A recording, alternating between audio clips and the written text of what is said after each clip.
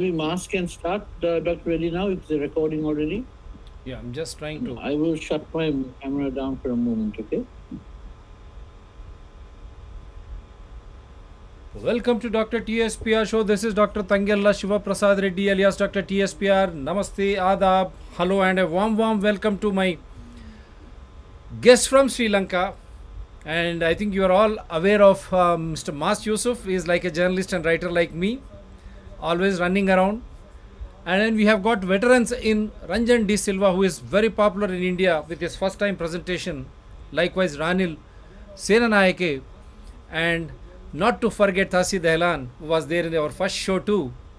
And then we have the youngster Nuzli Hamim, now who is the one who has just exposed the nexus, how the rulers will have such nexus, and ultimately when the nexus is out, how they will run away, that he will himself. And then of course, yes, my wonderful friend Mr. Faisal Mansoor, who is always there in the forefront to discuss the issue as it is from the native minds, the native suffering minds, that means our fellow neighbors, citizens, the Sri Lankans. So I'm thankful to Mr. Faisal Mansoor. Many have to join, father and the another speaker. They will join us, but before that, let me just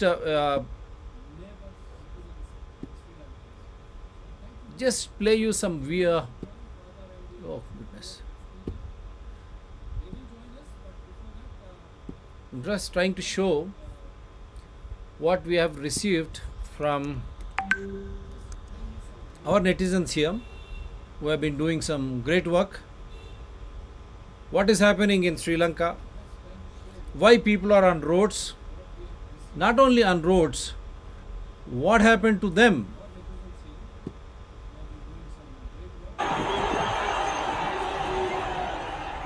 now यहाँ के सामने दृश्य है श्रीलंका के शहर कोलंबो का। यहाँ पर आप देख पाओगे किस तरीके से प्रेसिडेंशियल पैलेस को, जी हाँ, यहाँ पर प्रेसिडेंट और श्रीलंका रहते थे, इसको लोगों ने घेर लिया है। लोग गुस्से में हैं, लोग फ्रस्ट्रेटेड हैं नाइट कर्फ्यू की वजह से। पहली बात तो श्रीलंका में पेट्रोल डीजल मिल नहीं रहा, आम आदमी बहुत ज़्यादा सफ़र कर रहा है। उसके अलावा रिसेंटली सरकार ने नाइट कर्फ्यू लगा दिया कि रात को बाहर कोई निकलेगा ही नहीं ताकि वायलेंस ना हो। अब इसके विरोध में देखा जा रहा है कि लाखों श्रीलंकन्स बाहर निकल रहे हैं पुलिस के अगेंस्ट, सरकार के अगेंस्ट, और वो लोग कह रहे हैं कि वी ओन दिस कंट्री। और श्रीलंका की आर्थिक स्थिति को देखते हुए ऑस्ट्रेलिया की क्रिकेट टीम जो आज के समय टूर कर रही है श्रीलंका का, इन लोगों ने भी पूरी दुनिया से अपील करी है कि प्लीज श्रीलंका को पैसा दो, यहाँ पर लोग बहुत ज़्यादा सफ़र कर रहे हैं। यहाँ पे आप देख पाओगे आर्टिकल है, Pat Cummins urges the world to help Sri Lanka recover from economic crisis.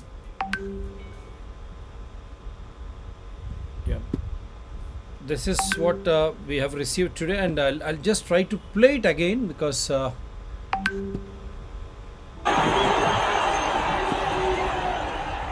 Now यहाँ के सामने दृश्य है श्रीलंका के शहर कोलंबो का। यहाँ पर आप देख पाओगे किस तरीके से प्रेसिडेंशियल पैलेस को, जी हाँ, यहाँ पर प्रेसिडेंट और श्रीलंका रहते थे, इसको लोगों ने घेर लिया है। लोग गुस्से में हैं, लोग फ्रस्ट्रेटेड हैं नाइट कर्फ्यू की वजह से। पहली बात तो श्रीलंका में पेट्रोल डीजल मिल नहीं रहा, आम आदमी बहुत ज़्यादा सफ़र कर रहा है।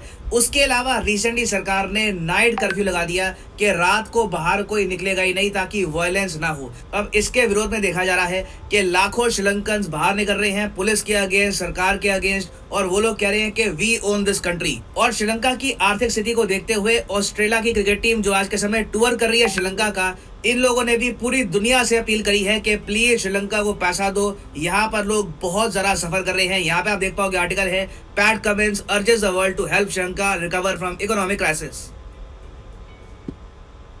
so this is what it is, and let us straight away go to So Yusuf ji, I'll start with you. What is happening in Sri Lanka? We have done 2 shows trying to show to the world as to what is happening. Now people are literally on the roads. It's an elected government, fine, and there were many saying it is the democracy which is going to be rooted out of Sri Lanka. Then what will happen next? But what we have been reporting very clearly from Sri Lanka itself, the main trouble, why people were on the roads till today, what are the problems, and what is next, policy initiatives and all. Yes, Mas Yusuf, we'll start with you. And All right. Thank you, Dr. Reddy, for having me again in your program. And very good evening to you and all the others who have logged in. Um, Basically, I'm reminded of a jurist by the name Hans Kelsen. He described the legal system in the form of a set of norms, and he said on the top of this structure is what is called the Grundnorm, and he drew a pyramid of the various norms. And as a pyramid always illustrates, the bottom part is the wider, broader part. And he said that if the Grundnorm, that means the first norm at the top, the head norm, if that is tainted, then the entire normative structure gets tainted. Now, this was how he described the system, the legal system.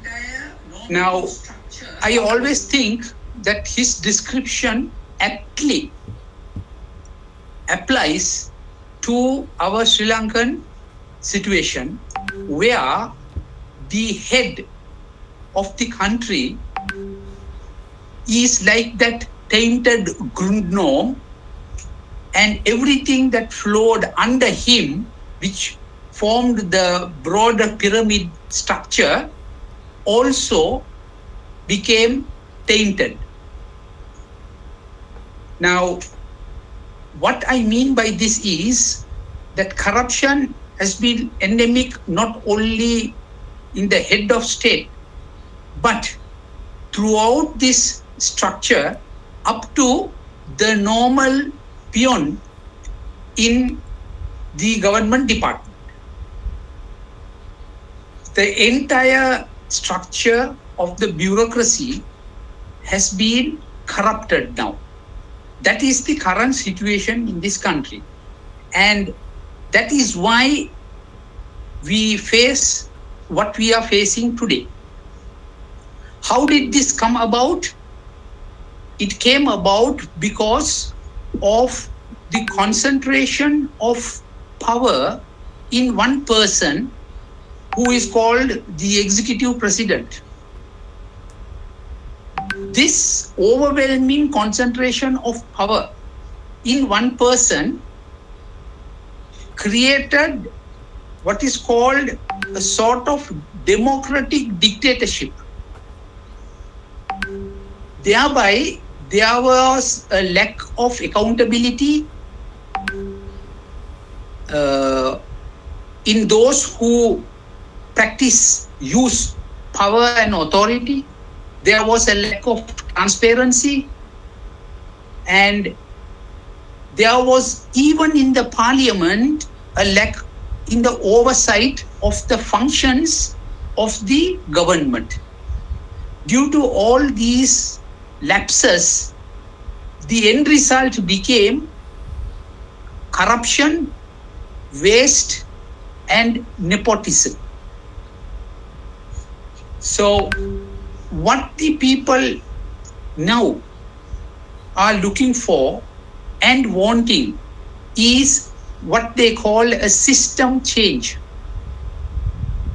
Now, this phrase system change also has to be looked at broadly, because most of the people think a system change entails only getting rid of the present politicians in the parliament. That is not sufficient. Like I said, the entire Grundnorm structure is tainted. So up to the very peon in a government department, this taint remains. So this whole structure will have to be changed. So it is not only the politicians, prime minister, and the president alone. Now, how can this be done? I'm supposed to speak on the governance area in relation to the present crisis. And this is exactly what the system change also entails, good governance. So I will quickly run through certain areas where which will strengthen good governance and also ensure that the evil of corruption can be eliminated, thereby getting back a society which is in par with modern societies, modern countries around the world. So the most important factor in good governance would be the institution of the independent commissions, which was there originally under the 17th Amendment. And then by the 18th Amendment, that was prostituted. The 19th Amendment brought back some of the aspects. Then the 20th, which was brought in by the current president, the government, they further prostituted the independent institutions and thereby created this bankrupt situation economically and also destabilized the country politically and socially. Now, one of the strong points for good governance would be to re-establish, to bring back these independent commissions, which is being attempted by the 22nd Amendment by the current Justice Minister. But in my view, that is also a farce. He is trying to introduce the independent commissions, but he is doing it in a manner where true independence will not be exercised by the members of the commission. So it is as good as the 20th Amendment only. Now, this is why, in fact, I wrote an article on this issue and I said, bring back the 17th Amendment. The 17th Amendment was the first amendment that was brought in order to control the powers of the executive president. And in that, they had, the Constitutional Council had a greater civil representation than the political representation. Therefore, the monitoring capacity and the independence was greater under the 17th Amendment Constitutional Council. So this is what we have to get back to. If not, just bringing back the Constitutional Council with a majority number of politicians there and just three civilians, civilian representation will not be sufficient, because the majority of the politicians can always overrule the opinions of the three civilians there who are non-politicians. So this is not going to do any good at all. So what we have to look into in this 22nd Amendment also is to make sure that the number of civilians who are appointed into the commission are greater than the politicians, so that they will have a better say, a greater say. So that's one very, very important factor. The other factor is also these independent commissions can be appointed. That's very fine. But then they also should be given sufficient power and authority to use their independence. They should be given enough resources to exercise their independence. Now, if these things are not given, then they only will become a namesake Constitutional Council. if they are unable to wield their powers. So this also has to be ensured in the amendments that are proposed. Then, as a second point, the fundamental rights of the citizens will have to be broadened.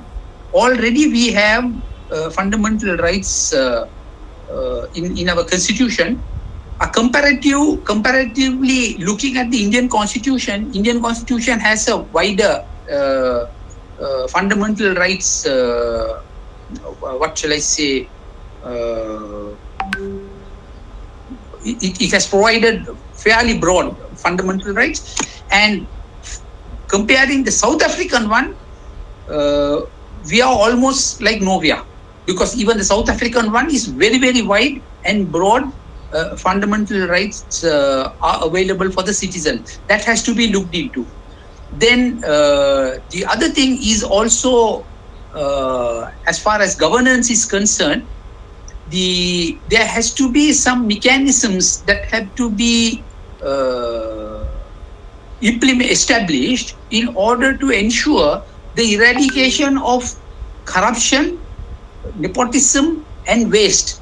One way of doing it is also through one of these commissions, which is for bribery and corruption. There is a commission for bribery and corruption that has to be strengthened. The laws relating to that commission will have to be strengthened. The staff working in that commission will have to be empowered with more power, investigative power, enforcement power, implementation power, all of those things. Then only that bribery and corruption commission can work effectively. If that is strengthened, then it is one of the main mechanisms to eradicate corruption and bribery. In fact, the former director of a commission, the commissioner, I think, or the director of that institution, he in fact he put out a white paper and recommended it to the status of legislation, whereby all of what I said had been incorporated in that, so that the bribery commission would be more effective in handling whatever they need to do. And then in this 22nd amendment that is being proposed, the appointments to various posts, even diplomatic missions, the governors, secretaries to the ministries, ambassadors, all of these are currently done by the president. And this should not be the case. It should be that the president does this in consultation with the Prime Minister and the cabinet, so that arbitrary decision making will not be there. So this has to be addressed also. Further, very, very important thing is the not through the 22nd amendment, through other legislations, we have to strengthen the present laws, plus introduce new laws for the recovery of stolen assets. Because this is the new thing that is going to come after this government is changed. We have to recover all the assets that had been stolen and the funds that have been misappropriated. It has to come back to the country. Now, besides that, also additional laws looking at election laws, election campaign financing, these will have to be looked into. Also additional laws with regard to strengthening the areas of declaration of assets and liabilities of politicians and bureaucrats at holding high positions. These are also certain of the laws that have to be strengthened in order to ensure good governance. And And most importantly, as far as just touching on the political side of it, between the resignation of the Prime Minister and the President, it is most important that the Prime Minister also resigns. If not, if the President resigns, the Prime Minister automatically becomes the acting President. And given the current majority in the Parliament, when it comes for voting, maybe they may vote the current Prime Minister to continue acting as the President also for the rest of the term of the current presidency. Now this would create chaos, in fact, because if we are thinking of system change, then there is currently not going to be any system change. So with those things, I think I have taken about 15 minutes laying out very broadly the principles that will be required for governance and principles in line with the system change that people are looking for. Thank you very much. Yeah, Masus, if you don't go away, just mute yourself, because we have got P. Saravana Muttu. He is Paikya Soti Saravana Muttu is the founder, executive director of Center for Policy Alternatives. He was a member of the Foreign Policy Advisory Group and the board of Lakshman Kadirgamar Institute for International and Strategic Studies. He has presented papers on governance and peace in Sri Lanka at a number of international conferences and is widely quoted in the international and local media. I think we need him. We need more of his experience for peace in Sri Lanka now. As you rightly pointed out, Yusuf, it is very clearly the corruption and all those independent bodies which take care of the corruption. And this 17th Amendment should be not be, as you rightly stated, if 22nd Amendment is coming into place, it should take cognizance of 17th Amendment so that more of civilian representation is there in Lanka. And not only that, as you rightly stated, the current Prime Minister, after the President resigns, he should also quit the office. Yeah, let me straight away go to Mr. Saravana Muttu. Yes, sir. How do you look at the... Thank you. Can you hear me? Yes, we are hearing you, sir. Please go ahead. Yeah, okay.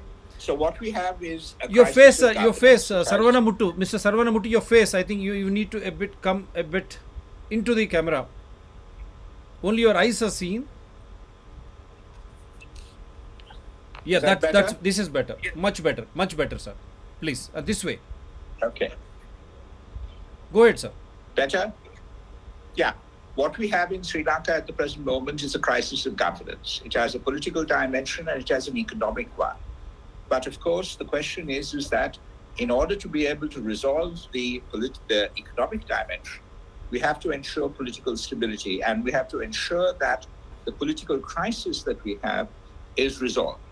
As it stands today, we have verbal intimations from the President and the Prime Minister that they will resign by tomorrow. And therefore, the Speaker will become the acting President, and within 30 days, Parliament will choose one of their own to become President, and we will have an interim government. However, recently, there has been speculation on social media that the President will not resign unless he is given a guarantee that he and the rest of his family will be allowed a safe exit out of Sri Lanka. Now, that, of course, puts a spoke in the wheel in terms of as to whether the Aragalaya will agree to that and as to what the Aragalaya can do to ensure that the President leaves office. In terms of the occupation of locations of power, etc., they have burnt the Prime Minister's, the Prime Minister's personal residence has been burnt down. They have occupied the President's house. I'm not quite sure what else they can do to force the President to resign. Now, this is a serious problem. And we also have intimation that the security forces, that the army is supposed to be moving in to take over the security of Rupavahini and the Sri Lanka Broadcast Corporation. Now, this is the long-term problem that we have. we need to have a constitution and a political system, a social contract, which represents all the peoples in the country, and therefore presents a legitimate, credible government. Without that, we cannot deal with the IMF or indeed deal with any of the problems that confront us. Secondly, we also need to have a parliament which is representative of the country at large. What we have at the present moment is a 2/3 Sri Lanka Podujana Perumana majority in parliament, which is again totally unrepresentative of the popular feeling in the country. So if the president does not send his letter of resignation to the speaker tomorrow, we have a serious constitutional crisis. The only way that it can be resolved is perhaps moving outside of the constitution and declaring that we are in an entirely new situation where emergency has to be emergency powers, not in terms of the legislation of the country, but emergency situation has come about, and therefore we need to move beyond the constitution, because the constitution does not provide for any other way of getting rid of the president. We need to do this fairly fast, because the conversations with the IMF have to move towards a staff agreement. And a staff agreement means an agreement with regard to the financial policies, the economic policies that we are going to implement, the framework that we're going to implement, an extended structure adjustment facility. All of that will be derailed, if not delayed, considerably if the president does not move out. What we need in Sri Lanka is a new social contract that recognizes that our country, our state, has to be founded on the principle of unity in diversity, that this country is made up of many peoples, and as has been said before, that we have a constitution and a legal and political framework whereby institutions do not humiliate people and people do not humiliate each other. So we have a national question that needs to be resolved. And we need to also resolve the question of basic governance with regard to the culture of impunity that is preventing proper processes with regard to the allegations of war crimes and crimes against humanity, and the mass corruption that people accuse the Rajapaksa family of engaging in. Now, in addition to that, I think in terms of the long term, we also need to recognize that in Sri Lanka, economically, there is a certain culture of entitlement whereby people in this country, a child born into this country gets free education, free healthcare, and can get a job in the public service, which is a job for life. We have over 1.5 million people on the public service payroll for a population of 22 million. And that, quite frankly, is unsustainable. Every election involves a government that is coming into power promising to give another 10,000 jobs to people and to raise existing public service salaries by 10,000 rupees. We do not earn enough to spend to meet the promises that political parties make to the electorate at elections. Furthermore, we have an aging population. We are an outlier in South Asia in that respect. 52% of our population are women. We have a tea plantation industry, which is, quite frankly, far too expensive to maintain internationally, but the conditions locally are such that the poor people there live in conditions that are not dissimilar to what their forefathers experienced. So we need to move towards a proper service and knowledge-based industry to base our economic growth upon. Agriculturally, 27% of the labor force is involved in the agricultural sector, but its contribution to GDP is in single figures. So we need to take some very hard and tough decisions with regard to the future of this country to prevent us from getting into a situation such as we have allowed ourselves to get in today.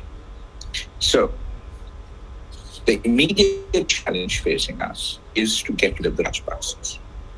The second challenge, I think, facing us is to make sure that we abolish the executive presidency, which invested all powers in the office of one particular individual, that we get rid of that, because that is the single most important impediment to good governance in this country.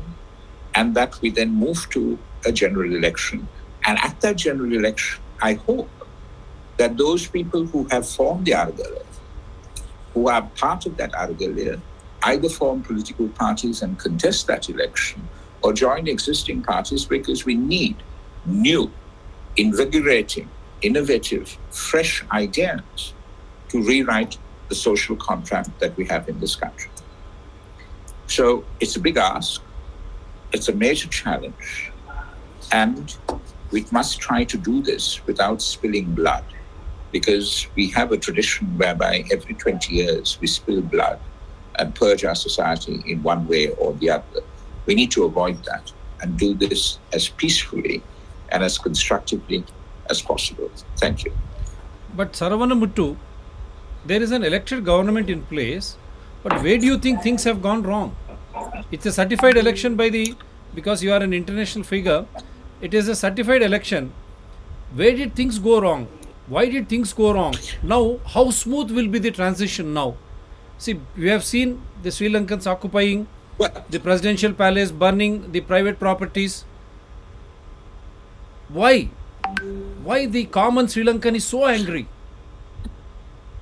Why? Because the promises made to the people of this country were unsustainable and they could not deliver upon them.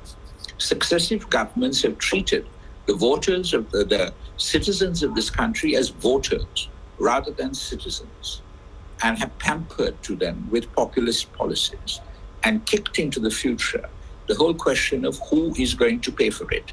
We have free education in this country, but there's nothing called free education. Someone pays for it,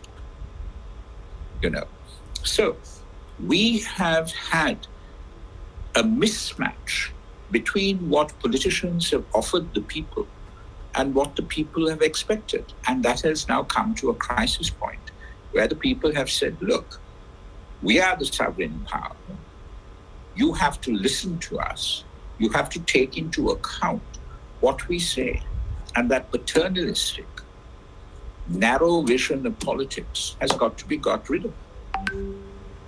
But would you think, sir, that the thing which people are trying to understand in the world, that the commoners are suffering because everything has become very costly, and even the food, mainly the food which allows you to survive on this Mother Earth planet, has become so costly and so expensive that they are not in a position to afford or to buy it. 1 square meal they are not in a position. And then Yes. the transport, the diesel or whatever you say, it has become very, very costly, because of which they are not able to move and they are losing employment. And top of that, Yes. the other side, the flip side, they find the others becoming so rich that this gap has created this havoc. Is this true? Oh, no, definitely it is true.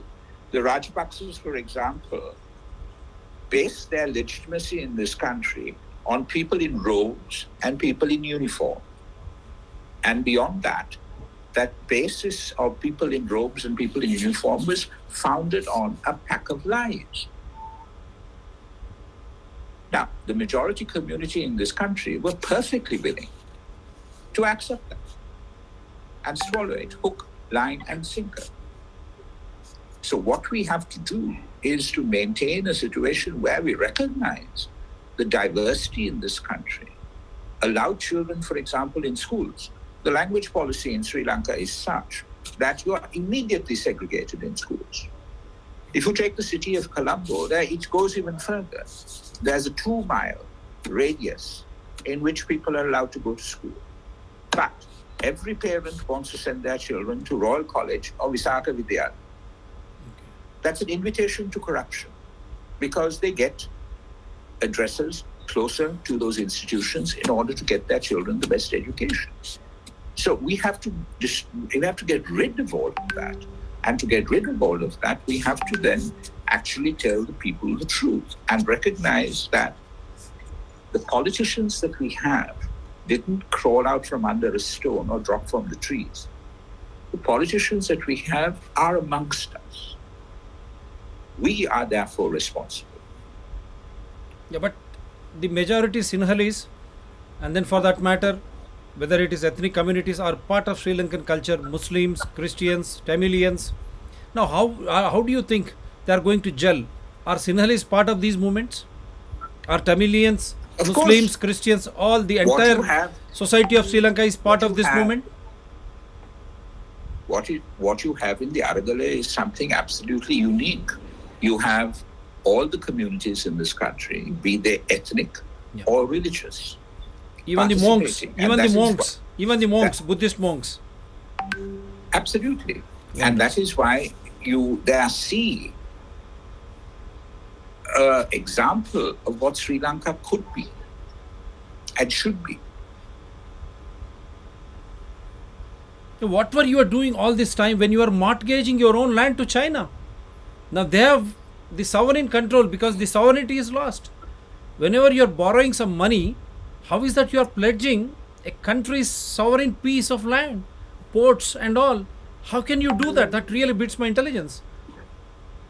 No, because the Rajapaksas believed that they could borrow money and then borrow money to pay back the money that they initially borrowed and kick the ball further into the field until they found out that they couldn't borrow anymore and that they had to give the collateral in terms of land to the debtor. Yeah. Okay. And the government went along, the government and the people went along with this. And this is where I say that the level of political education and economic education and understanding Right. needs to be elevated to recognize that the people have mortgaged their subject. Yeah, I'll come back As a to you, sir. consequence. Don't go away because now we do not Yeah. want again democracy to be moving away, giving into the military type of a dictatorship. That is what we don't want. And there are many things which were parallel in India too after a pandemic. Everything is becoming so costly. It is becoming very difficult for commoners to survive. Very, very difficult. Touch me. Very difficult. I'll come back to you, sir. Don't go away. And before I go to Mr. Ranjan, I would like to just spice it up with Mr. Hamim. Now we hear a lot about you being the one who has exposed, because as an youth activist, now let me spice up this show. In India too, you could link the corruption angle of an Indian businessman to the ruling fraternity. How true is that? Well, thank you for having me on the show. First of all, I would like to clarify certain things that Mr. Sarav, I can't remember his name. Mr. Saravanamuthu actually mentioned like the protesters actually set on fire, and even you had mentioned that.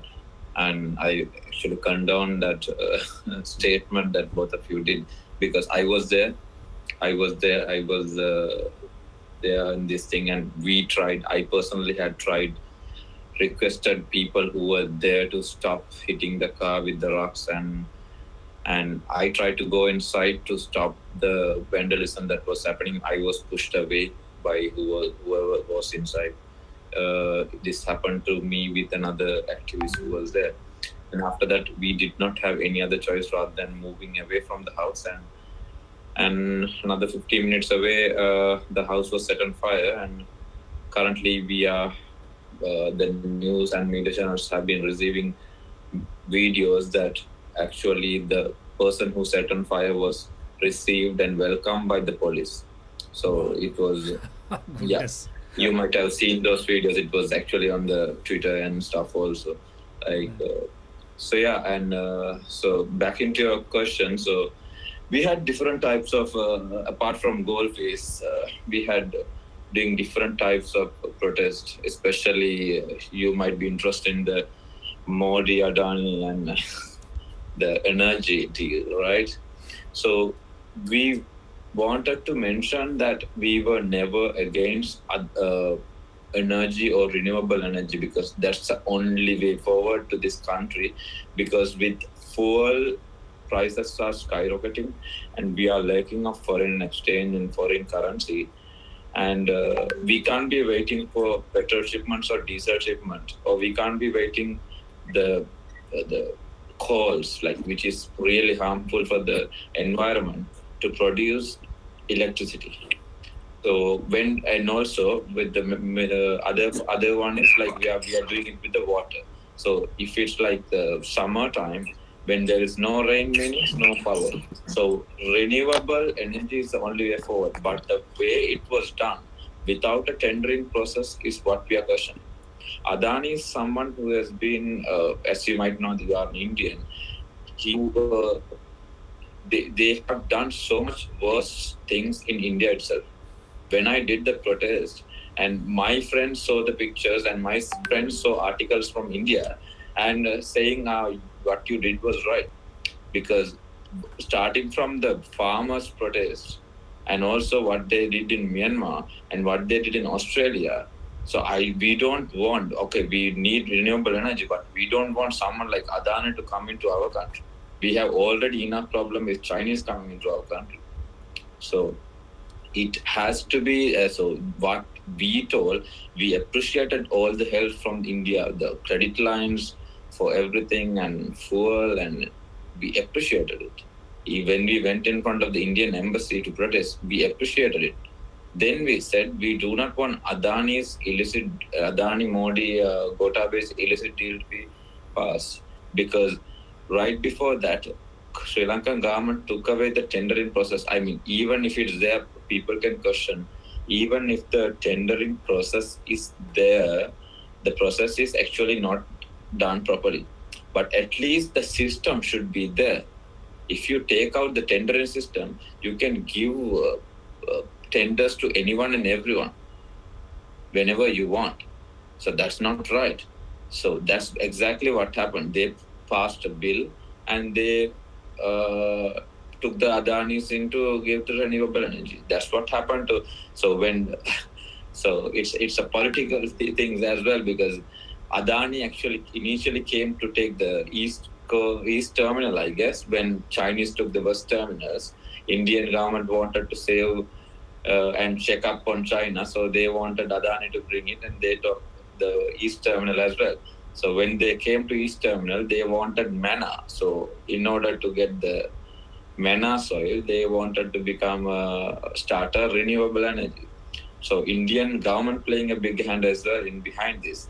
So especially Modi's government. So yeah, that took a little bit of international coverage with us, because Stop Adani thing has been very popular in especially in Australia and India. And when it came to Sri Lanka, it was a new thing, and we actually got backlashes for that, because people thought we were against renewable energy. But I would like to mention again and again, we are not against renewable energy.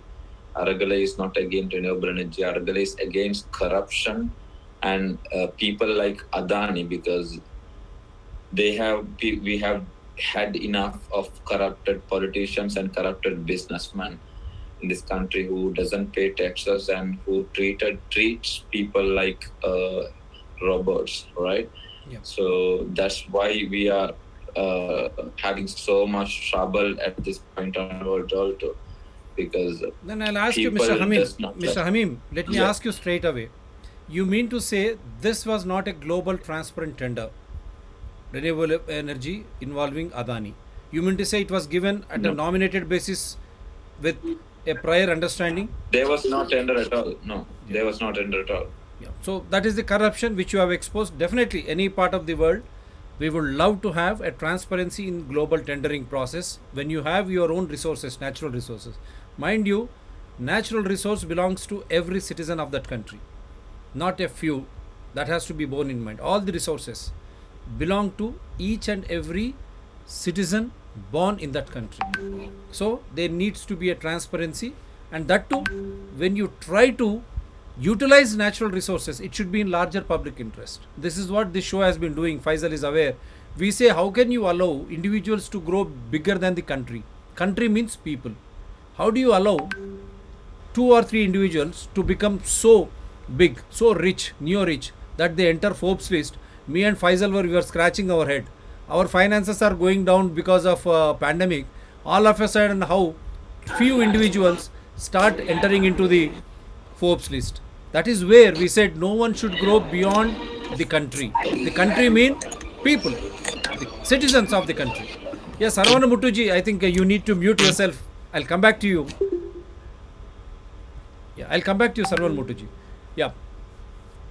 That's point taken, and not only that, the point which we have showed you, we have not shown people burning or doing all those exercises, swimming and all. Swimming is a good exercise. As a doctor, I always wish that people swim a lot, but not invading some properties or burning some properties. That is not going to help No, any what movement. I said was burning is the problem. Like, Yeah, I mean, anyway, people are actually like. Hamim, what I suggest to Sri Lankans is peaceful demonstrations always welcome. Any violence will take away the spirit of the movement. Definitely, like you, even we face the heat. Are yaar, in TL kitna tha? We Faisal and me. In 2020 it was 90 rupees liter. Edible oil. All of a sudden it goes 220. Neither farmer is happy, nor the consumer like me is happy. Where is this money going? Beach wale, the corrupt elements. The same thing is happening in the entire world, and more so in this Asian continent. Fine, I'll come back to you, Hamim. That's, yeah, you want to add some point? No, sir, it's fine. Yeah. Thank you. Yeah, Ranjanji. No, once, Nuzli, please, I'd like you to address what your expectations are from tomorrow, and how the Argalia is going to react to what's going to happen tomorrow. As the Mas Yusuf pointed out, Wickremesinghe cannot be trusted, and if he's given any opportunity to be president, he's been trying to be president for so long. You know, We do not even want him how do in you the guys same. think? Yeah, go ahead. No, obviously, he's a mass murdering idiot, sure. But I'm really asking, in terms of the Argalia, what do you guys see as your alternative if tomorrow, as Sarah just mentioned, what happens if Gotabaya Rajapaksa brings conditions towards his resignation? What happens if he resigns and Wickremesinghe tries to immediately implement the constitution and take over as president? And with the 225 members of parliament, the 2/3 of which belong to the SLPP, who will probably at this time, there was a Tamil gentleman on Facebook Live a little while ago who even referred to Ranil as Ranil Rajapaksa, which is quite an interesting sort of Freudian sloop. But anyway, what do you guys now see your alternatives if these guys don't play ball tomorrow? So, it's a good question. Anyways, today when we met the opposition parties, like there was like main opposition party, then we SJB was there, JP was there, FSP was there, TNA was there, then also Jeevan Thondaman's party. So all the opposition parties were there. Their concern was also the same thing. When Chanakyan made the speech, we agreed with him when he said, we do not want Ranil Wickremesinghe at least one day in the president office. He has been looking out for that president seat for like last 30 odd years now. He has come so close. He came in 2004. He lost by 5 lakhs of vote, if I remember correct. So he has come that close. So this would be the perfect opportunity for him to become the president, at least for a few months until this thing. So he cannot do that unless he has the support of Podujana Peramuna, which is, we believe it or not, which is led by Basil Rajapaksa. If he's going to be in Sri Lanka or if he's going to go outside Sri Lanka, that will be taken care of by Basil Rajapaksa. So we we do not want that to happen. That's why we had been, even on the 9th, we did not push only Gotabe to go home, but we also pushed Ranil to also go home. If Ranil, first of all, if Ranil had not come on May 9th, May 13th, he had not appointed or he had not accepted it, Gotabe would have been resigned like 2 months ago already. It's because of him only all these 2 months, another 2 months struggle was went there. So he will be as cunning as possible. He will make fun of the Aragale or fun of the opposition. He has these cunning techniques that he has been using. But if the Aragale, I'm not saying protesting is the only option, but if the Pohattua, if the SLPP, and if Ranil Wickramasinghe is going to play another game to deceive people, we are not going to fall for that. If we can send a dictator like Gotabaya Rajapaksa to home in a such peaceful manner, there was if you see on May 9th, I think only the May 9th there was violence from that's also because of Mahinda Rajapaksa decided to unleash attacks on peaceful protesters. Apart from that, this would be the only country, I don't know if there is any other place that protest for more than 100 days has been peaceful as this much. So if we can do something like this to send a dictator like Gotabaya Rajapaksa home, I don't think we can. We can't do it with Ranil Wickramasinghe as well, because he can be as cunning as possible. But Right. people's power, people's mandate is important for him to stay in that position. Right. It's very So well taken. if he thinks, Yeah. if he thinks he can come in the back door, he does not even have people. Not even one MP was there with him. Suddenly becomes a prime minister without MPs. Wonderful. Yeah, he That is is- not that is- even an MP.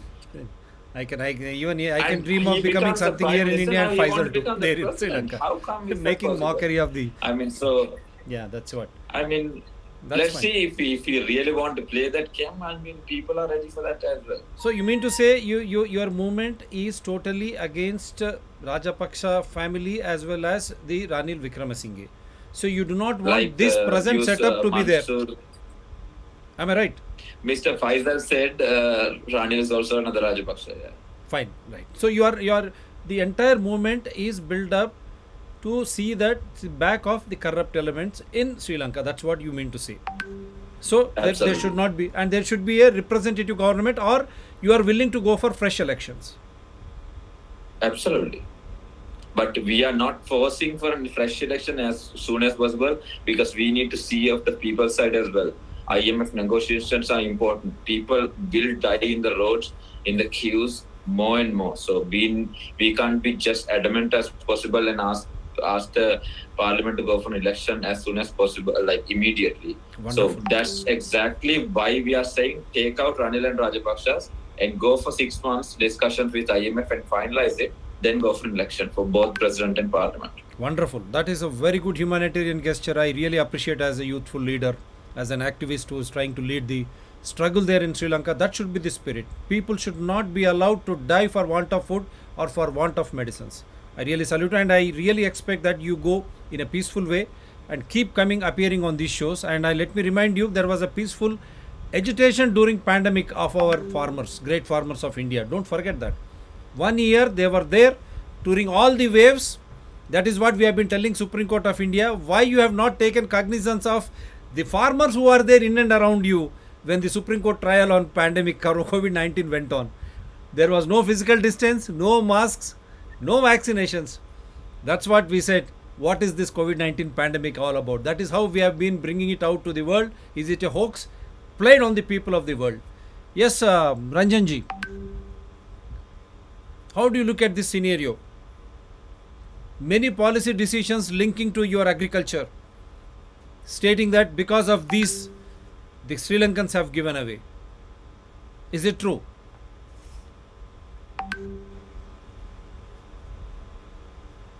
Yes, Mr. Ranjan. think we can ask Dr. Ram, maybe Ram to tell Yeah, us yeah, more Ranjan, about let- the army perspective. Yeah, let To me. say as a former member of the army. Yeah. What tomorrow, because of all this. Dr. Prasad, that question. Yeah, what I mean to say is, what are the main reasons do you think? Is it the agriculture changed policy? And what is that which has really resulted in this crisis? And what is the role of military in all this? You mean to say they will keep Sri Lanka in a democratic way, or?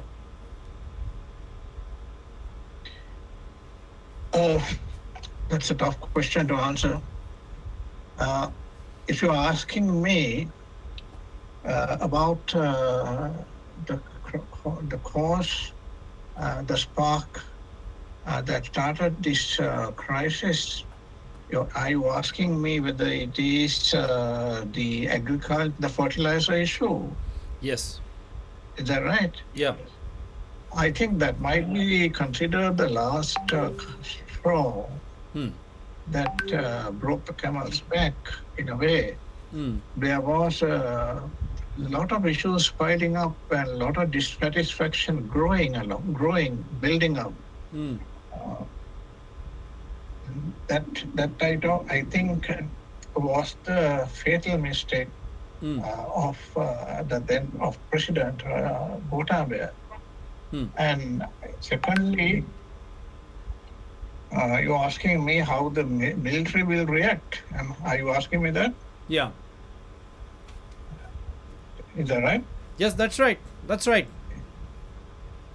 Right. Now, I don't have all the information, but from the little information that's coming, that I have been able to gather, the intelligence that I was able to gather, it was the Rajapaksa's long-term strategy to build up the armed forces, and get their unstinted loyalty to the Rajapaksas. That is so they, I think all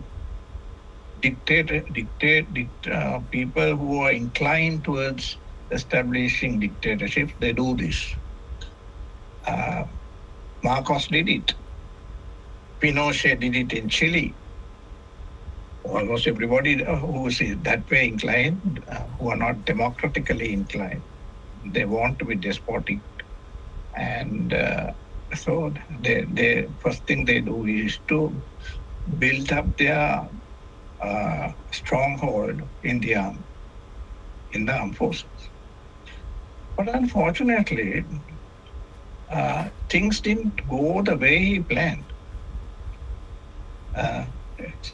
He expected the armed forces to give him unflinching support. Somehow, I don't know why, some people seem to think that there was some external factor, external dimension in this. That support from the armed forces did not come. That he expected from the armed forces. The way, for example, initially Pinochet, you see, Pinochet was backed by the armed forces. They stood by it. Then Marcos in Philippines, also, until I can't remember his name, after some time, he broke away, and I think later he became president also. I forget his name. But that kind of unstinted support, Rajapaksa somehow or other didn't get.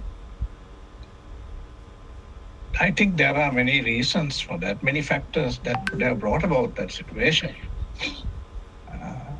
And that is the main reason why he changed the army commander. In my analysis, that's the main reason why he changed the army commander. He expected a lot from him, and that army commander didn't stand by him, and he was disappointed, and he brought about the change. So he kicked him upstairs and appointed another army commander. As to whether the new army commander gave him support is also a question. It doesn't look as if he has done that. you can see that he is more dependent on the Navy and the Air Force than on the Army. That you can see. He's dependent more on the Navy and the Air Force. His brother, Prime Minister, depended on the Navy. The present president seems to be depending on the Air Force. But I think still they have to look after themselves. These commanders also have to look after themselves, and they have to live in this in their own country. They know time has run out for the president, so they will give them only a limited amount of protection, probably to save his life. And ensure that the president does not face physical harm. But as to whether they will reinstall him, I don't think that that kind of support from the military he will ever get. I don't think he'll get now. It's too late, far too late now. So that is what I see, that the military support that he could have got and he expected. I think the time has passed. But the why military is not going to give him that. Yeah. So you say, your Army or Navy or Air Force may not give him that much needed support as he's expecting it to be. But why is he not resigning? The entire world came to know that he has resigned. Now I hear from the show. Can I add something for that? Yeah, please. Again, why? Why he did not resign? He has moved out of presidential Prasad. palace. Dr. Prasad? You want to know why? The reason therefore? Yeah, why he did not resign? If that is the case, you mean to say still he is counting support from the armed forces? Yes, because after all, ultimately, well, it's a mix of factors. You see, it's quite a mix of factors. You see, I think the Aragale also, you see, played a good psychological game, and the farmers too. They reminded the man the soldier who really pushed the trigger. They reminded him that not to support the president. I see, after all, those people who are the rank and file are from the villages. They are farmers' children. They are farmers' children. And so I think that struck a chord. And I think that may have been the beginning of creating a certain amount of dissatisfaction and creating building up opinion that moved away from unstinted loyalty to the president. And I think that would have been the starting. Yeah, as an army man, I would like to have one last question. Yeah, one last question. I think Uzi had an input to make to. I'll give him. What was being this? Then I'll give him. Hamim, 1 second. I'll just finish off with him because I'm going to come back to you after hearing from him, because you have been an activist leading the struggle. Mr. Ranjan, how will army, when the entire country, all citizens concerned, when they are literally on the roads fighting corruption, when they want a change in the governance, how would army react? What would be their decision? Will they stand by the people or by those who have appointed them?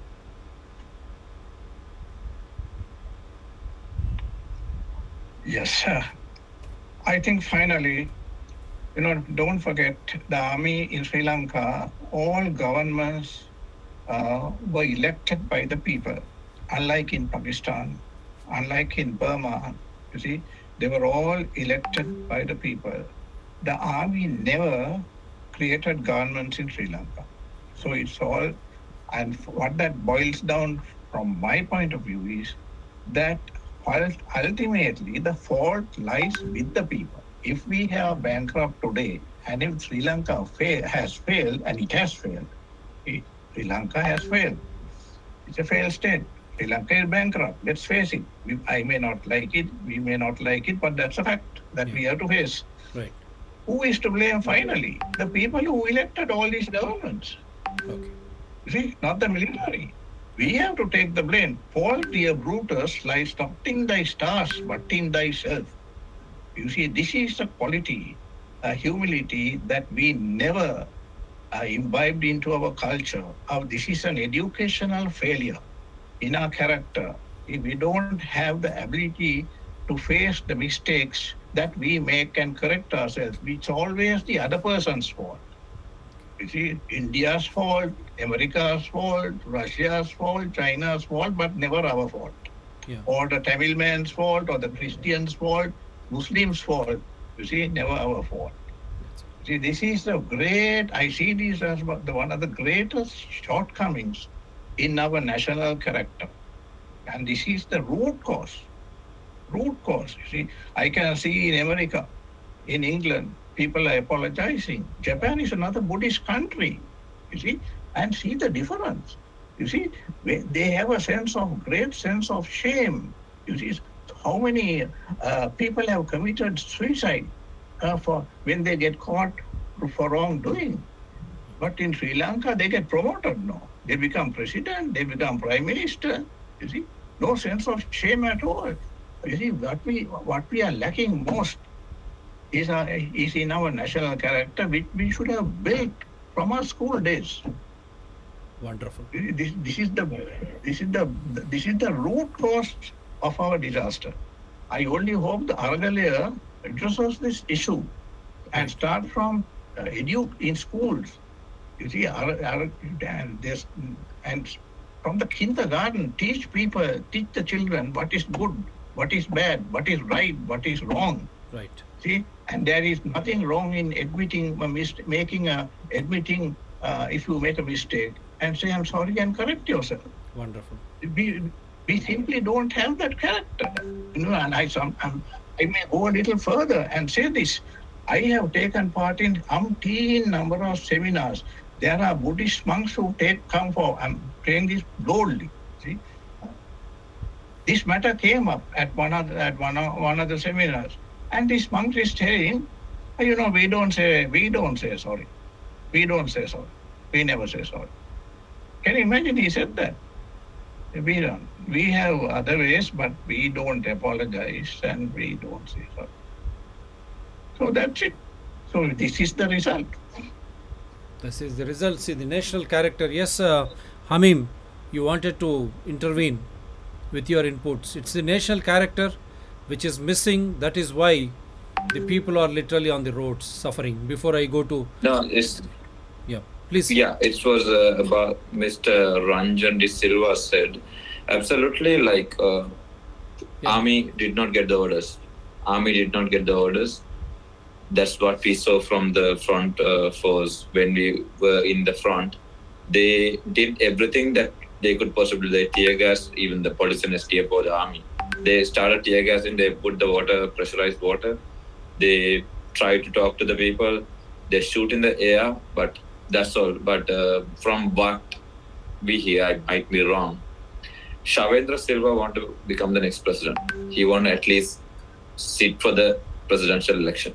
I don't know if he will get elected or not. So that's a conflict that comes with Gotabaya Rajapaksa and Shavendra Silva, which he has been working under Gotabaya for a quite long time. And then he was moved and a new army commander chief was brought in by Gotabaya Rajapaksa. But then that army commander is also working with Shavendra Silva now, not with Gotabaya Rajapaksa. That's the main reason Gotabaya Rajapaksa and Prime Minister Mahinda Rajapaksa is working with Air Force and Navy, not with Army. Because the support, like Mr. Ranjan said, the support Rajapaksa expected from the Army was never granted for them. That was they expected much more than that. Okay. They did not do it. Yeah. Thank you. Wonderful. That's a good input. Yes, Ranil Senanayake. How do you look at this scenario? Now, I think the entire world is watching the show. I think they are very clear what is happening in Sri Lanka. Rajapaksa is yet to Okay. resign, as well as the PM is yet to resign. All those which are the news which has been coming out of Sri Lanka in the form of videos, that is untrue, and the activists have never burnt anything, but for some who are being welcomed by the police. That is the big outcome, and as he clearly pointed out by Mr. Ranjan himself, is from the ex-army man. Army doesn't interfere in people participatory democracies, because it is people who have voted them, and it is people's suffering now which has resulted out of that voting. Now they are literally suffering. That is why they are on the streets. Now it is for the people to replace. Yes, Mr. Ranil. Okay. Well, the thing is, I think that the way we are, the situation we are in, we are a perfect example of where the world is going to. We are the canary in the coal mine, because it was in 1978 when this Ranil Wickremesinghe and his government, Jayajewardena, took over. They fixed on oil as the energy source for development. In fact, they took an advertisement. Vikrama Veerasurya and crowd took advertisements in the newspapers saying it is oil that keeps the wheels of development moving. At that time, it was pointed out it is just like a heroin addict, because the pusher gives the child or the young people the heroin until they get addicted. Once they're addicted, they are the chattel, they are the property of the supplier. Oil and coal is the same thing. We are addicted to fossil energy in this country, and we were not addicted like this before. Today, you see a country suffering the withdrawals of addiction. It's just like drug addicts suffering from the withdrawals. When there's no drug, we are suffering from the withdrawals that we have no fossil energy. This is Sri Lanka today. What is useful is that with the youth who got out there, they have a chance to create a new paradigm, a new direction of growth that does not require adherence to fossil energy. And that could create, again, another model for the world to look at, to say, here is a country that got totally addicted to fossil energy. They were destroying the planet with everybody else. Now they are taking another way out for their development, and they're reducing. And the consumption of fossil should be seen as a negative thing and not as a positive thing. Wonderful. So that has to be borne in mind. COP26 was also very clear how to reduce the carbon emissions, move away from this fossil for alternate. But now it is happening in a very different way in Sri Lanka. Very unfortunate. People are dying, or people are dying for want of food and all. We would never wanted this type of evolution change. It's going to happen in other countries too. Yes, it will. We are the first. It will. So this is an example. India all too. other countries. Yeah, India too. We are paying a heavy price. Such rise in petrol prices and diesel, believe me, that has broke the back of the common man. Everything becomes costly when the petrol and diesel prices rise. Yeah. Faisal ji, Sarath Idamalgoda, he has sent me a message stating that, excuse me, power went off. I think he's the father who was supposed to be there on the show. Yeah, Faisal, that is the message which we received now. I just received. He has been trying of late, but somehow the power went off there. Yeah, Faisal. Before we go to our lady sister, Tassi Dehlan. Yeah, Faisal. I would like to ask Dr. Sarvanamuthu and Ranil and Nuzli both, and actually everybody here. There's an international dimension to this whole crisis that nobody seems to be addressing. And I feel that that's something that we should look at as well. I watched recently on NewsX, on an Indian program, a very respected international journalist called Dr. Wail Awad, who was the former head of the South Asia Foreign Correspondents Association. And he mentioned something that I thought I would like to have discussed today, that is the international dimensions of this crisis. Okay, so let's look at the background. Okay, I'll try and be as quick as I can. But this Gotabaya Rajapaksa was promoted very heavily by the United States of America. You had Robert Blake come to Sri Lanka and speak to all our crony capitalists and advise them to back him for the presidency. And then, as soon as the Argalia took place, we suddenly had the American ambassador calling for an inquiry into the killing that took place by a policeman of some of the demonstrators. So that was an immediate change, in happening. So what Dr. Awad was saying, I mean, he didn't directly identify the US as being behind any of the struggle, but he did point out that the crisis that has been created is something that could have been avoided, but nevertheless was brought upon by the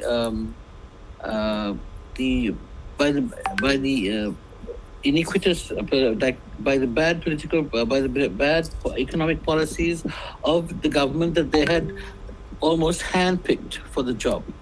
Okay, so like if you take, for example, the fertilizer problem with chemical fertilizers. Now, you don't have to be a rocket scientist to know that chemical fertilizers go hand in glove with GM seed. So when you introduce chemical fertilizer, you don't change it back to organic seed. Obviously, you're going to cause a huge problem in the harvest of the population. If the president wanted to properly implement a non-chemical fertilizer agriculture, he could have gone back to the Philippines to the Rice Research Institute and got some of our indigenous seed back and introduced it back into the country to the farmers, and then hand in glove with that, we could have rebuilt the agriculture of the country. It wouldn't have happened overnight, but we could have created collection centers. There are so many ways we could have helped him to avert the food crisis. So at every level, it would seem to be that we have been heading towards this. And if you take it from a geopolitical standpoint, okay, when the Chinese were in here, everybody's talking about the Chinese, but come on, there's $51 billion of debt, and 40 odd billions of dollars of debt is owed to the Gang of Rome, and to the IMF and the World Bank. Ranil Wickremesinghe himself brought in so many loans after he took this. We've taken, I don't know, how many billions of loans from the IMF and the World Bank for the last so many years since we got independence, and we have never paid any of it back properly. We're still ongoing. So the bottom line now is that in this crisis, the superpower that has come out on top would appear to be the US. The Chinese are on the back foot. The Indians are trying to help us. And there's also another dynamic that's taking place. The Indians also all this time never wanted to be like a policeman in the Indian Ocean, but apparently now they're building an army, a military base in Mauritius. So the whole dynamic in this region is changing, and India, probably through BRICS, etc., is now beginning to flex its muscles more as an international global power. And then you have jokers like, I'm sorry, Dr. Reddy, but your dear friend Subramaniam Swamy, who seems to be really out to lunch, talking about fighting a proxy war for the US with China, breaking up Pakistan into four, and bringing back the Rajapaksas in Sri Lanka because they have been democratically elected. This man is obviously out to lunch. But I don't know how many people listen to him in India at all. But really the point I'm trying to make is the question I'm asking Dr. Saravanamuttu and Mas, if he's still there, and Luzli, and actually everybody, is how do you guys see this crisis in Sri Lanka as being indicative of future crises around the world? According to the IMF, I think something like 80 countries are going to default on debt, or something like that, globally. And then are we, as Ranil says, we are the canary in the coal mine? And is this then heading to the Great Recession, the Great Reset that the World Economic Forum and everybody else are talking about? Thank you. Yeah, one of you can answer. And Subramania Swamy, because he does a show on my channel every Sunday, and we leave it to his personal wisdom, because it's a big organization. They all come together and they protest the present government also. They question the present government, Modi government, and various issues. And at times, believe me, it is purely coincidental and very personal, because when we discuss here, I am discussing with native Sri Lankans, and this is how a live show should be, because you are all speaking, you are all the suffering community there, and I want the world to know from your mouth what is that happening there, and what is that you really want, how things should go. You should be the one who should lead the way, not someone imposing. We are not for that. We want democracy to prevail. That is the beauty of this channel, and me and Faisal, we try to, because this is one aspect, because we have to win at home to conquer the world. This is what we have been doing during pandemic. Many other things we line up to do, but this is the first thing which we need to address. As Faisal has pointed out, the country's name is becoming very obvious, and I stated China because China has taken away the sovereign land, not like IMF or US. They have been debts there, but here the integral part of the sovereign land, which if China is exercising its powers, being US and China one side, people want you to be aligned and keep fighting, whether it BRICS or something else. Now I want you to react, all those experienced minds who have been there leading, and the young man Hamim. Now Faisal has come out with a clear a statement of Dr. Awadh, expressing his concerns that there is some superpower, and this could have been curtailed in the very beginning itself. Yes, Sarava Muttu, you start, or Ranil, whoever which, or Ranjanji, whoever is. Go ahead, please. Dr. Sarah? Can I comment? Yeah. China, the way the concept or the policies governing financial assistance given by China and the policies governing financial assistance given by the IMF, I can see a huge difference.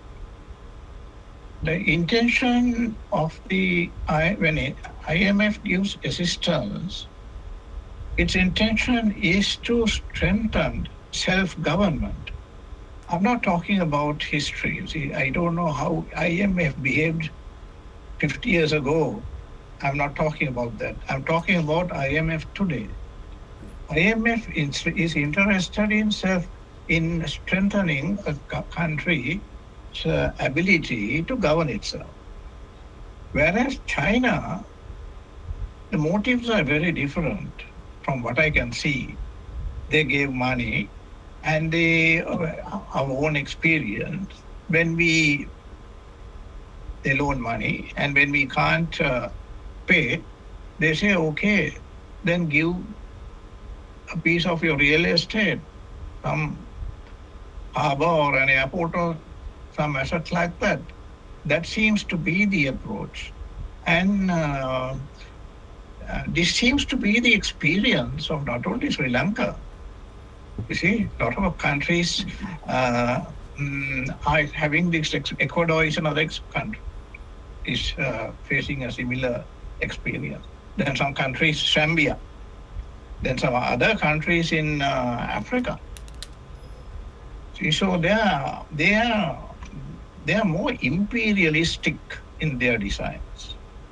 They want to expand their hegemony. You see, if imperialism is an obsolete term to use, may I say, well, they want to expand their hegemony. That is how I see it. Now, Djibouti is a good example. Djibouti is a small country, about 22,000 square miles or something. A small country in the Horn of Africa, 900,000 population. They have a naval base there. China has a naval base there. China has a contingent of troops there, of the Chinese Liberation Army. So Sri Lanka, I think, came very close to it. And luckily, public opinion was built up against it, and that got stalled. Otherwise, the way in which China was expanding in Sri Lanka, I think that would have happened. Fortunately, that was stopped in time. Now, once again, the Chinese approach is seen, attitude, policies are seen when Sri Lanka has now gone to the IMF for assistance. And IMF has said all the lenders, creditors must come to the negotiating table. Well, China seems to be thinking differently. You see, they have still not, they're hesitating, they're silent on that. So they want to deal bilaterally. Right. And they are very confident, they are very secretive they want to be secretive in their dealings. And my own my own readings about the way China is treating Ecuador with regard to the loans that China has given Ecuador. Okay. They even want written into the agreements Ecuador to waive their immunity in the case of any litigation if Ecuador fails to pay. And if there is litigation, they want Ecuador to waive any immunity. Right. You see, in litigation. Right. So they have made serious inroads into the sovereignty of that country.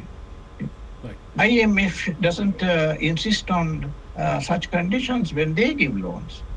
You see, IMF, once again, I'm saying I'm not talking about history. I'm talking about the present attitude and policies. Now, even in this, now we approach IMF. Yes, that's your point is for the taken. 17th time. Yeah, Mr. Ranjan, your point is taken. Let me help you. IMF, who is funding IMF? Whether it is IMF or World Bank, the hidden agenda, the businessmen who are there controlling the world, they always come in with that package, with hidden package, which you do not understand. That is why Faisal was trying to be clear. Now I am trying to help Faisal to be very clear. Who are those masterminds? Don't you think are these masterminds are the cause of corruption, imposing such businessmen, such business culture, diverting everything away from the Sri Lankan way? Is that responsible? Then what should we do from here on? That's what Mr. Faisal meant.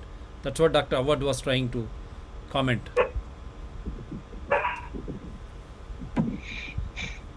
Yeah, a quick word from you, Saravana Muttu, and then Mas Yusuf, Ranil, we'll finish it off. I think we have lost Sarah because he sent a message. I saw that his connection is lost. It must be frozen. I don't think Dr. Saravana is on anymore. Right. Ranil, are you there, Mr. Ranil? Message, but he hasn't Yeah, responded. yeah, Ranil and then Mas Ranil, Yusuf. And then we'll go to Hamim. Yeah, fast, one word. Please. Mr. Ranil. Well, and as for me, I mean, I'm really interested, as Nazli pointed out, this whole question of energy. In Sri Lanka, we have the absolute potential to provide all the energy we require for ourselves. Also, do not forget that agricultural fertilizer is fossil energy. So, this, we have to look at it seriously in terms of fossil energy in agriculture, fossil energy in electricity generation, fossil energy in transport, and we have to look at these areas and immediately begin a program of changing them so our dependency goes down. Yeah, Mas Yusuf. Well, looking at the scenario from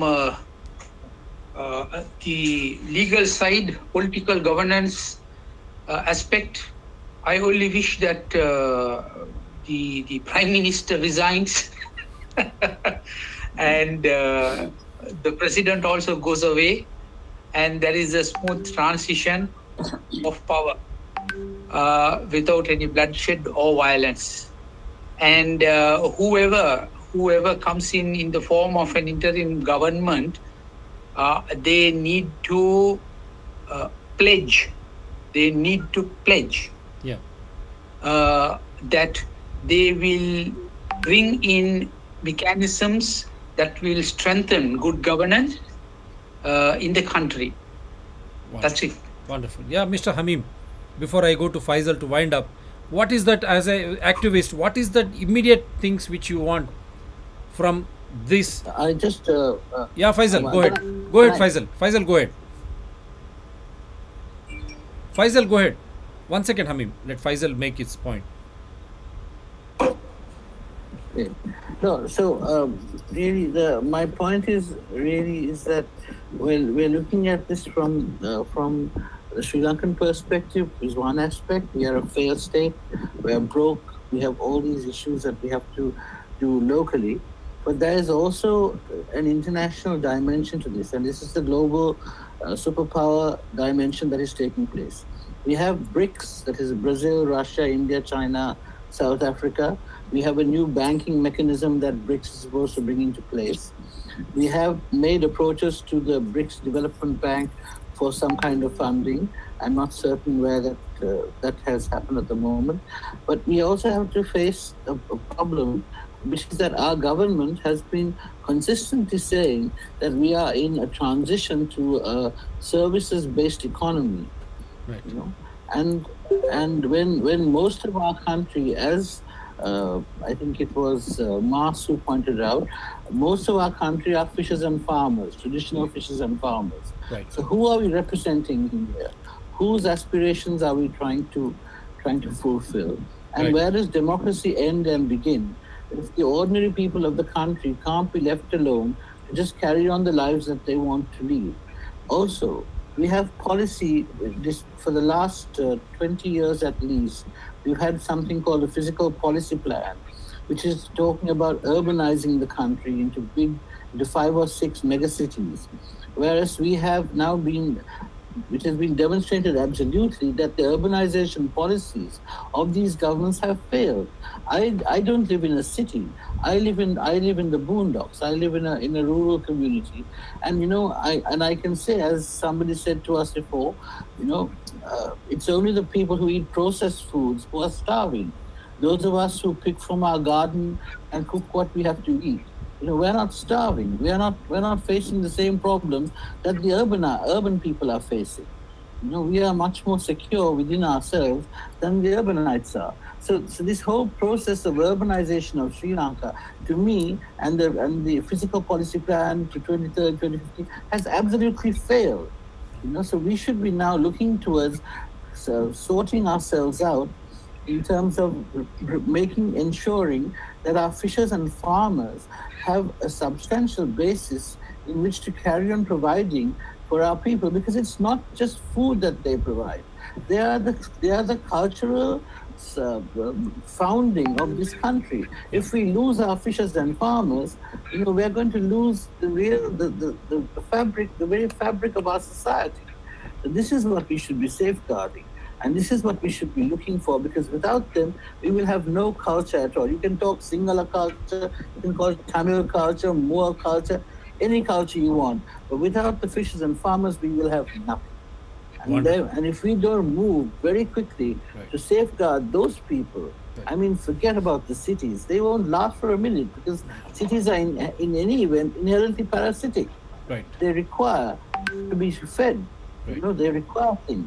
Right. And looking at the overall position of Jambudvipa, as it were, taking into consideration Afghanistan, Pakistan, Nepal, Bhutan, Bengal, Bangladesh, India, Sri Lanka, the whole region. We are a completely independent, autonomous region that will be looking after each other. Right. If we share our resources cooperatively between us, we will not need to look beyond this subcontinent for any of our needs. Right.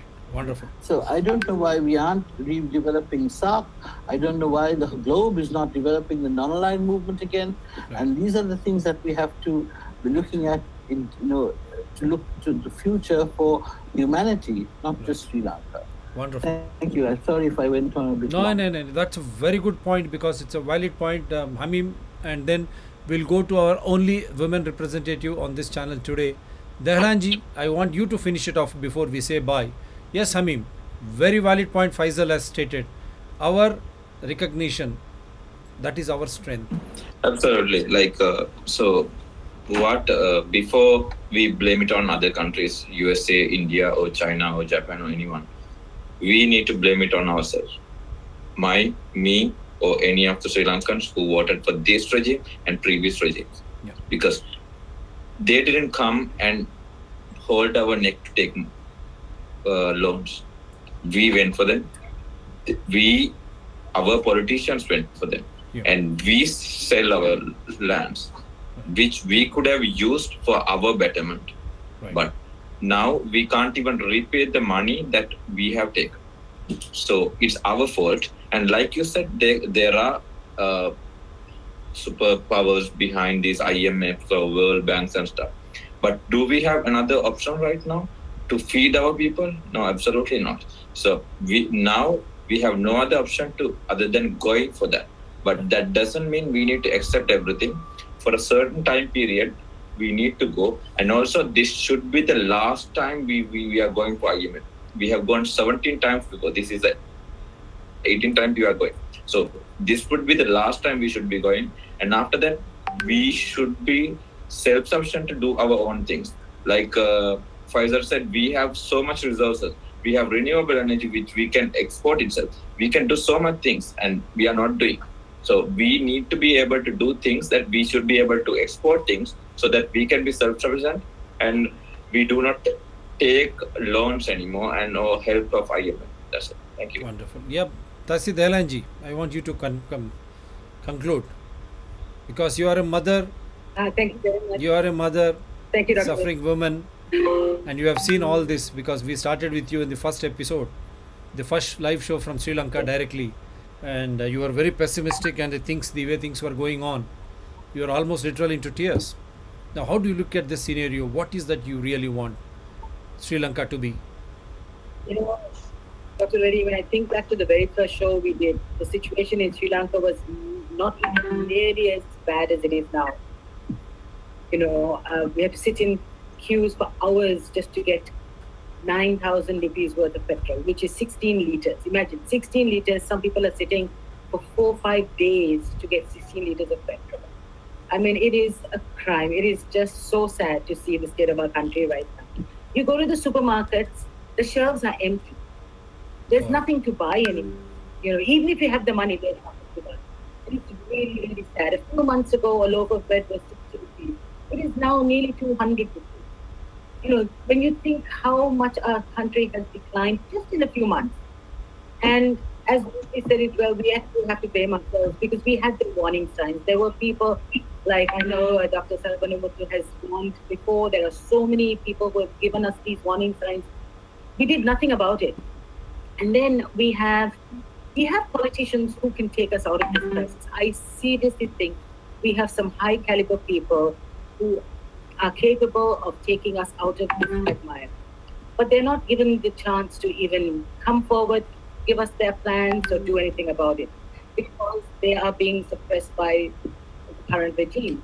So I'm hoping, and I think I speak on behalf of 22 million Sri Lankans when I say with tomorrow's resignation, I'm not going to say if there's a resignation. With tomorrow's resignation, I think we're going to see a new tomorrow. We are hopefully going to have a government, an interim government that's going to be made up of the people who can do the job that we need, who can take us out, who have the stature and the political and economic stability for the agencies out overseas to help us out of this, to come and give us the funds that we require, at least for our basic things like medicines and food and things like that, and to pay people their daily wage. We have people sitting in queues for days. They don't even get money at the end of the day to go and put food on the table. We have people committing suicide, Dr. There's mothers throwing their children off bridges and jumping into rivers because they just cannot survive. They just cannot cope with this life that they're having now in Sri Lanka. You know, and I'm just hoping we see a change tomorrow and we have new blood, new energy, new enthusiasm from people who can do the job and take us out of this. There have been people like Nusli who have been struggling in Aragali for nearly 100 days. They're struggling there for all of us here today. They're struggling there for me. And I'm there to support them. And that's what I do whenever we get a chance. You know, we're not there with them, but all we can do is help them. We can support them. Because they're in this fight for us. If not for what they had started a few months ago, we wouldn't even be on the verge of a resignation tomorrow. And as you said, we were on the verge of that resignation a month and a half ago. And unfortunately, it was just whisked from under the carpet. But let's hope and pray that from tomorrow we see a change that we so desperately want. People are talking now. I mean, there are people who are even saying that, all this burning and everything was all thanks to the protest. I mean, that just makes me so angry to hear people blame our peaceful protesters from the Aragalia for things that they have absolutely no control over. There's a Facebook post that was going around just today about a mother who writes about her son who was walking past Ranil Wickramasinghe's house on Saturday evening. He and his friend were walking past. A gun was held to their head. They were dragged into the house and blamed for the burning. Two innocent boys walking on the road were dragged into Ranil Wickramasinghe's house with a gun against their head and told, "You were the ones who set fire to this house." And these two boys had nothing to do with it. It was a totally planned attack. There was very, very important reading material and books in Mr. Wickramasinghe's house. They were all moved to safety before the house was set on fire. I mean, you can see, you can read through the lines that this is all an act. Very good staging, And then to hear the Aragalis protesters being blamed for it just really makes my blood boil, after all they've been struggling for us. So thank you, Dr. Reddy, for listening to us, for giving Sri Lankans a chance to explain to the world that this is what's happening in our country. Help us out wherever you can.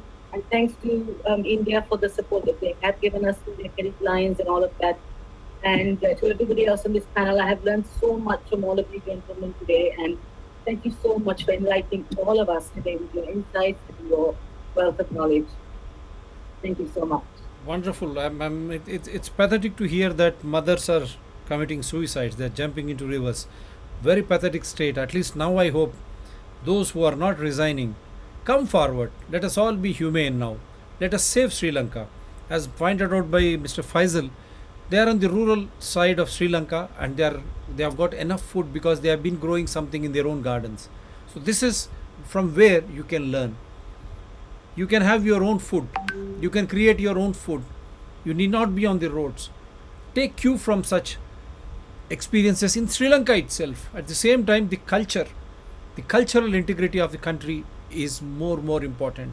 Once you lose that, your recognition is gone. As we Indians, we say unity and diversity. The same implies to Sri Lanka. If you lose your cultural identity, integrity, you are no more recognized. You will become a folly of those business houses who come in the way of funding you, financing you with a hidden agenda. They all will divide and disintegrate the country. That should not happen. Even the International Monetary Fund or whoever is trying to fund, and the interim government which is going to come into Sri Lanka, they should be very transparent when you deal with IMF or anyone. Why these leaders, when they go for bilateral or quadrilateral or whatever BRICS or meetings, why the transcripts are not made public? And who the hell they are? They are representing us. They are bloody representing us. They are public servants. We have elected them. And how dare they try to speak to one another? There is nothing, no transcript. This is what is leading to the disintegration of Sri Lanka and many more countries. We have seen Africa. Some leaders who have been elected by people, they are answerable to the parliament. Every issue should be discussed. And when they are meeting a leader of another country, there should be a transcript and the entire world should watch it. Why should you have a hiding between the leaders? This is what is raising a false alarm. There is no transparency and accountability of these bilateral meetings or these IMF or World Bank fundings. This is why the crisis after crisis is happening. Why? Because our natural resources are being looted. And how are they looted? Utilizing your own human resources of that country. See the evil strategy. They will judiciously engage your own human resources to loot your own natural resources. The end winner, end game, they are the ones who are winning. That is why country after country are debt ridden in spite of having the best of the resources, as ably pointed out by all these learned guests today. Indian subcontinent, every country is bestowed with abundant natural resources and human resources. The only thing is an able administration, a transparent administration, and an accountable administration taking people along. The governance should be in larger public interest for the welfare and development of the people. When such is the case, how is that the people are not involved in any decision making? Here too in India we say from panchayat to parliament, you should involve people in the decision making, any policy change. Let them understand. That is how togetherness we govern. That is the beauty of people participatory constitutional democracy. Otherwise, this is ruined as we are been witnessing in Sri Lanka by the allied forces who come in the name of globalization to fund the infrastructure, and in doing so they will take away your resources by enslaving your own self in your own country. That is the pitiable state which we should not allow. So even now the time is not lost, and all those for those souls who have lost their lives, we pay our humble respects and our sympathies are there with the families. And my only sincere suggestion, advice from here, don't take law into your hands and don't fall a trap to those vicious elements who are trying out to destroy. Let us see that the democracy prevails. It's only democracy through which you can sustain, and all those the interim governments who are going to deal with IMF or anyone, this dialogue, this transcript should be very open. What is that they are discussing? How are they are going to pay you? In which way you have to repay? In which sector or industry they are going to invest? How this is going to help the commoners of the commons in Sri Lanka to enjoy those benefits and to overcome, so that they will have a happy, comfortable life like all the other citizens in the world. Yes, Faisal, you complete. So I just wanted to quickly say, and I think Dr. Ranil also has something to say before we go, but I wanted to say congratulate Nuzli and the rest of the people in the Argalaya who have been, I don't think in any country in the world you've had hundreds of thousands of people on the streets and demonstrating, and only I think 60 people have been injured, and that too mostly by the armed Wonderful. forces.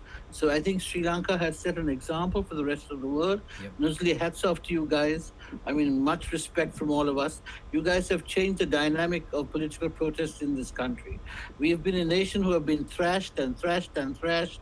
The youth have been killed. Youth have been massacred, whether Sinhalese, Tamil or Muslim or anybody. Everybody has been smashed by the government. And for the first time in my living history or memory of this country, the youth have got forward and said, enough. We're not going to take it anymore. And you guys are going to be accountable for what you've done. Hats off to you guys, and more power to you. And anything that we can do to help you, we will. I'm sure of that. I'm ready with drop of hat. I'm ready to do a live show so that we can showcase what is happening in Sri Lanka. Count.DRTSPR channel support, and don't forget our farmers during pandemic. Again, don't forget, this is pandemic. They are going to impose everything on you. In spite of the youth in Sri Lanka have demonstrated to the world how peacefully they can fight corruption. They can fight the evils which have been happening in the country. Like our farmers, they have shown us, our farmers here in India, how one year they held the fort during COVID, during inclement weather. They did hold, and they roll back as happened on those farm laws which would have helped the corporatization of agriculture. Already we are seeing chemicalization of agriculture, hybridization of the seeds is the scourge of this planet Earth. When you do that, already these genetically modified foodstuffs, your gut will never allow them. It should be only natural foods, very close to the nature. Only that way you should survive. Once again, hats off to you. Count DRTSPR channels for all those peaceful supports. We are all there with you. Yes, Ranil, you want to say something before we say bye? Unmute yourself and speak.